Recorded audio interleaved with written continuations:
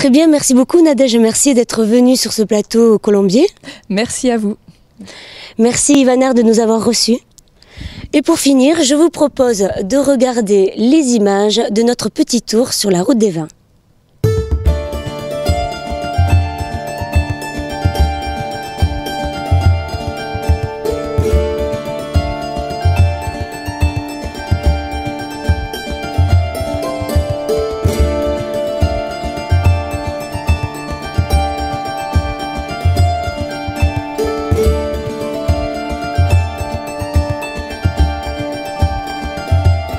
Si on se balade sur la route des vins, on découvre les vignes du domaine de la Barbinière à Chantonnay. Et je retrouve Philippe Orion, le responsable. Bonjour. Bonjour. Alors Philippe, vous êtes en pleine vendange. Oui, on a commencé les vendanges il y a 3 jours. Et donc on en a à peu près pour 1 mois. Donc vous faites du vin rouge et du vin blanc? Alors on fait des vins blancs, des vins rosés et des vins rouges.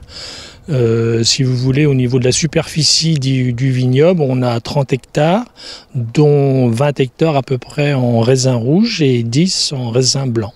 Et vous récoltez toujours à la main?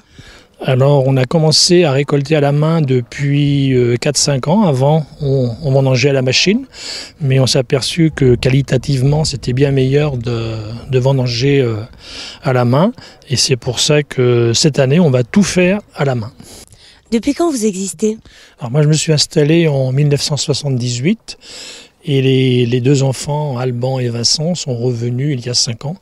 Donc Alban s'occupe plus de la partie vigne et Vincent s'occupe plus de la partie vin. Alors la qualité de vin a quand même une évolution ici en Vendée. Vous êtes passé au label AOC depuis 2011-2012. Alors pour la récolte 2011, on a eu l'appellation d'origine contrôlée fief vendéen avec un nouveau cru chantonnay. Et donc si vous voulez, pour l'ensemble des fiefs vendéens, ça représente à peu près 500 hectares qui sont répartis sur 5 crus, donc Brème, Chantonnay, Mareuil, Pissotte et Vix. Et nous, vous voyez, on représente qu'une petite partie puisqu'on n'a que 30 hectares. Quelle est votre action au niveau environnemental pour vos raisins? Alors si vous voulez, déjà au niveau de la vigne, d'ailleurs vous pouvez le voir, on a une partie enherbée, une partie cultivée. Donc déjà, ça évite de mettre trop de désherbants. Sinon après, au niveau des vins, on essaye aussi de ne pas mettre de levure, de faire des fermentations avec des levures naturelles, c'est-à-dire les levures qui sont sur le raisin.